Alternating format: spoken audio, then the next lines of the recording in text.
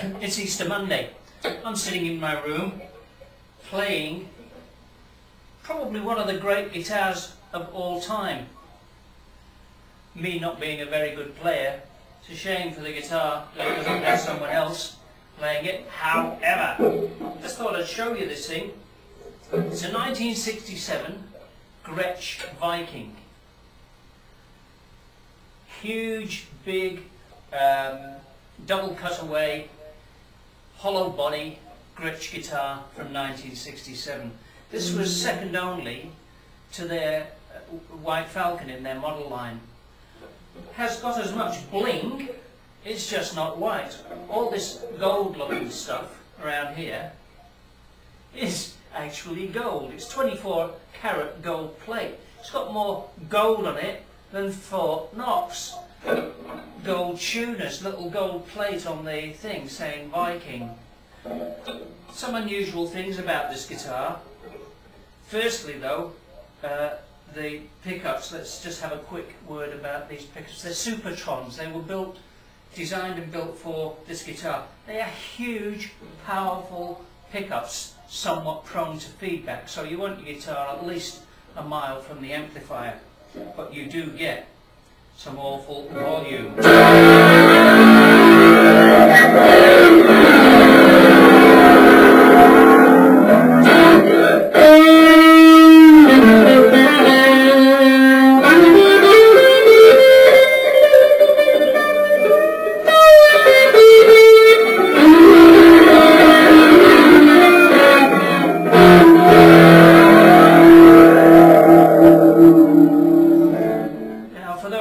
Purists, I know that wasn't exactly a country lick, and Gretsch's are noted for the ability to play country on them, but as people like Brian Setzer showed, you can also play jazz on them, and certainly you can play blues with the right sort of pedals. Pickups will drive just about anything. Other unusual thing about this guitar is right here, it's got what they call a tuning fork bridge, and that's a floating bridge assembly which sits forward of the main fixed bridge. When I say fixed bridge, it's also a floating bridge, but this one here has two very long forks that descend into the body of the guitar. The idea is it gives the guitar heaps of sustain, so they say.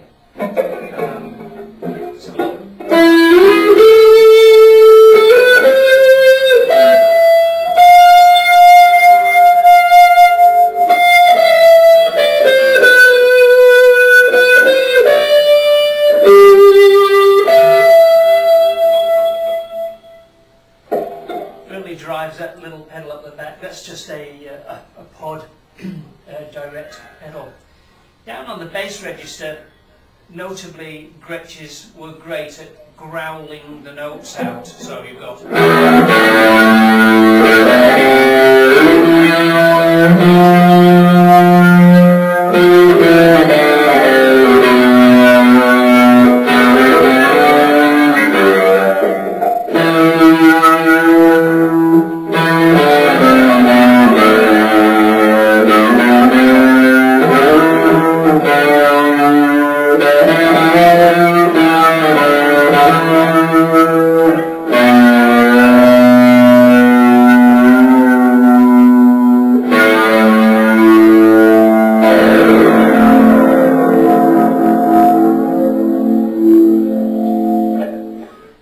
a tune called The Viking's Last Voyage, which I wrote for this guitar shortly after I received it from my friend in Houston, Texas, Jerry Cochran, some years ago.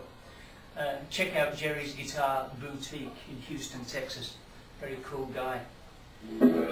More unusual things about this guitar. It's got an automatic string damper. I'm not thrilled about it, to be honest. Don't like it, don't really much use it, but it's still here, it's still in working condition, and the pad hasn't worn off. So if anybody ever says to you, you know, Gretsch guitars don't last, the binding rots and this, that and the other, so it may, but not on this particular guitar. I don't think it's hardly been played. There's no neckwear on the back. I don't believe it's ever been refinished. I just think that's a stunning original 1967 Gretsch. Another unusual thing about them, once you get up past the 15th fret or so, the frets are actually fanned out. They get wider the further up, narrow at this side, wide at that side. The idea is to keep the intonation correct when you get right up the neck. I'm not that flash at playing this far up the neck.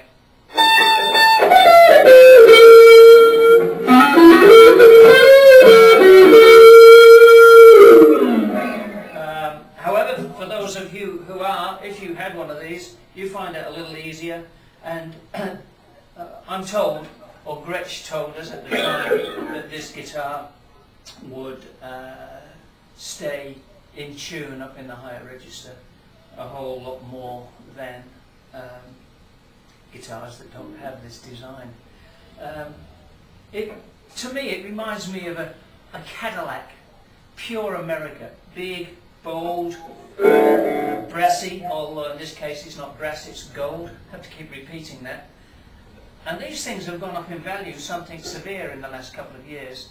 Used to be you could pick one up for a couple of grand US, not anymore. And I can understand why, because it's got the same circuitry, more or less, as the White Falcon, and a 60s White Falcon these days is going to set you back anything from 15 to 25 grand.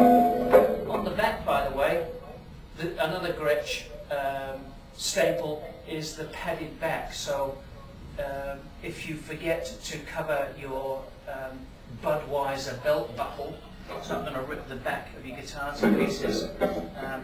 What does it sound like? I reckon the guitar sounds pretty good.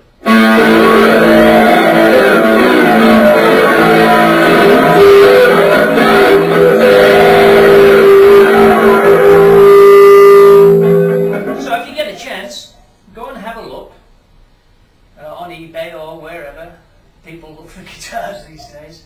A Gretsch Viking. Heavy guitar, you know, it really is. That's why I'm sitting down, because I'm old and crocked, and sitting is better than standing with this guitar. Turn the sound down, turn the volume down a little bit to lose some of that effect. It's got a really nice fretboard.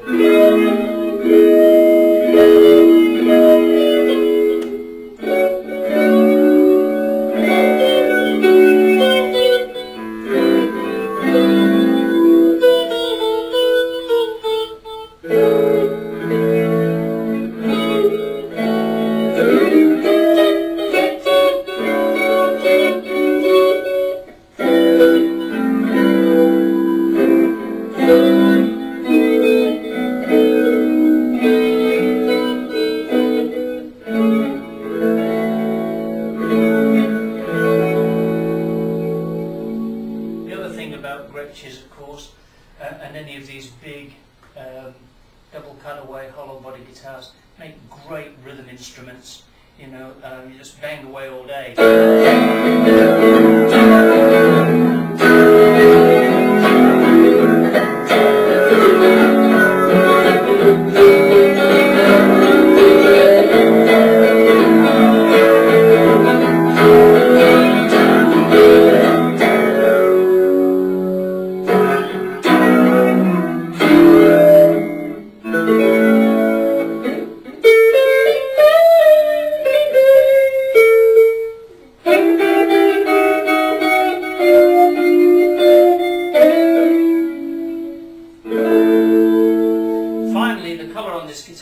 They called it natural. I believe it's one of the rarer colours. This is kind of mellowed, and in this light it looks quite golden and yellow. It's actually not. That's just a trick of the light. It's more a natural wood grain finish.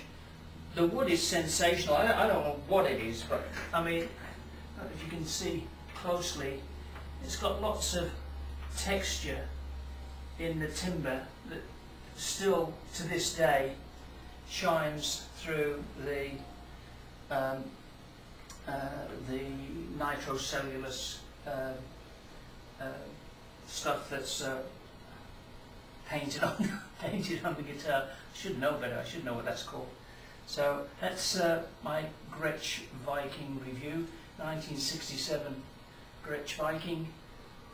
If you get a chance to play one or get one or own one, do so, because they are a wonderful, wonderful guitar.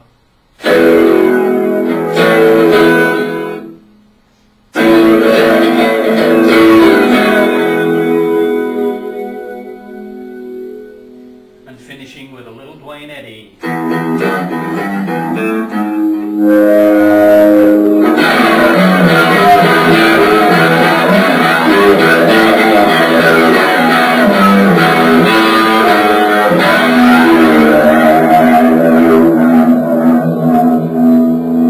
Sounds just like the twangs the thing, doesn't it? Thank you. Talk to you later. Bye.